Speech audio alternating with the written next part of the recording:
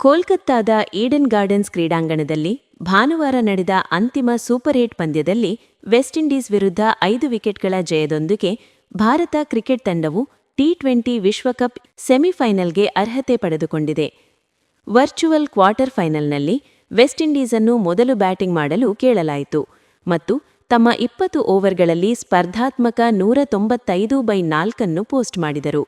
Roman Powell 34 run ಮತ್ತು Jason Holder 37 run ನಡುವಿನ ಅಜೇಯ 35 ಎಸೆತಗಳಲ್ಲಿ 76 ರನ್ಗಳ ಪಾಲುದಾರಿಕೆಯ ಮೇಲೆ ಸವಾರಿ ಮಾಡಿದರು. ಜಸ್ಪ್ರೀತ್ ಬೂಮ್ರಾ ಭಾರತದ ಬೌಲರ್ಗಳ ಆಯ್ಕೆಯಾಗಿದ್ದು 2/36 ಅಂಕಗಳೊಂದಿಗೆ ಮುಗಿಸಿದರು.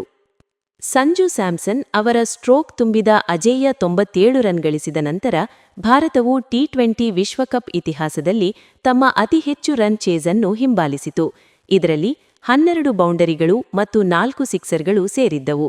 ಈ ಹಿಂದೆ 2014ರಲ್ಲಿ ದಕ್ಷಿಣ ಆಫ್ರಿಕಾ ವಿರುದ್ಧ ಮೀರ್ಪುರದಲ್ಲಿ ನಡೆದ ಪಂದ್ಯದಲ್ಲಿ 176/4 ರನ್ ಗಳಿಸಿದ್ದ ಭಾರತ ಈ ಸಾಧನೆ ಮಾಡಿತ್ತು.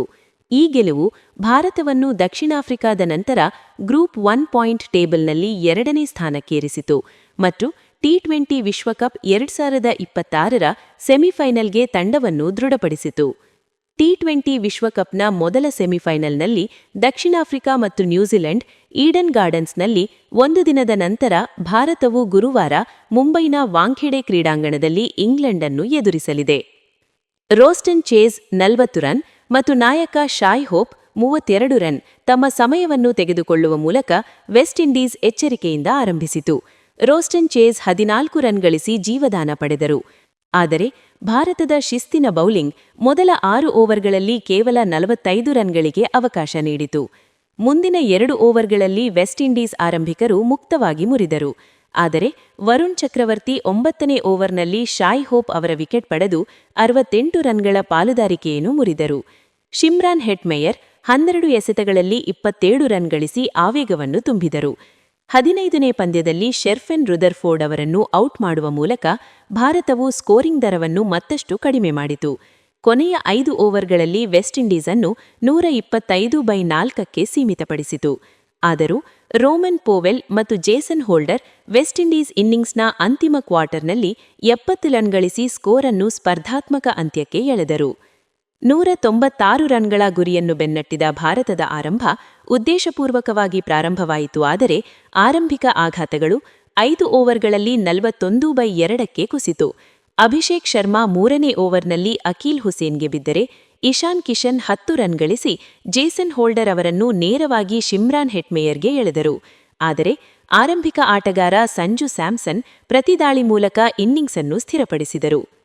ಸ್ಯಾಮ್ಸನ್ ಆರಂಭದಿಂದಲೂ ತಮ್ಮನ್ನು ತಾವು ತೊಡಗಿಸಿಕೊಂಡರು ಮತ್ತು ಭಾರತೀಯ ಟಿ20 ನಾಯಕ ಸೂರ್ಯಕುಮಾರ್ ಯಾದವ್ ಅವರಿಂದ ಸ್ಥಿರವಾದ ಬೆಂಬಲ ಪಡೆದರು.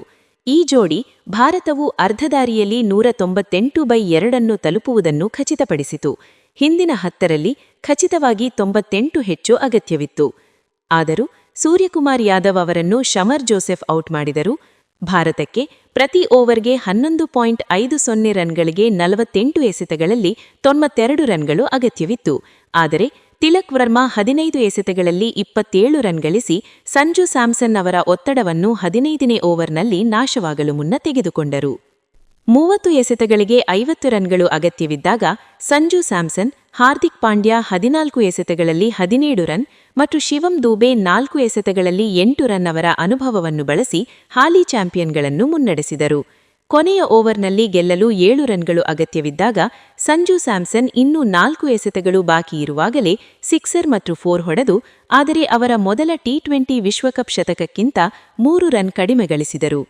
ಭಾರತ ವರ್ಸಸ್ ವೆಸ್ಟ್ ಇಂಡೀಸ್ ಟಿ20 ವಿಶ್ವಕಪ್ 2026 ಸೂಪರ್ 8 ಸಂಕ್ಷಿಪ್ತ ಸ್ಕೋರ್ಗಳು. ವೆಸ್ಟ್ ಇಂಡೀಸ್ 20 ಓವರ್ಗಳಲ್ಲಿ 195/4 ರನ್, ರೋಸ್ಟನ್ ಚೇಸ್ 40 ಮತ್ತು Jason Holder 37 run not out. Jasprit Bumrah 2/36 ಅಂಕ. ಭಾರತಕ್ಕೆ 19.2 ಓವರ್ಗಳಲ್ಲಿ 199/5 run, Sanju Samson 97 run, not out Jason Holder 2/38, Shamar Joseph 2/42 run.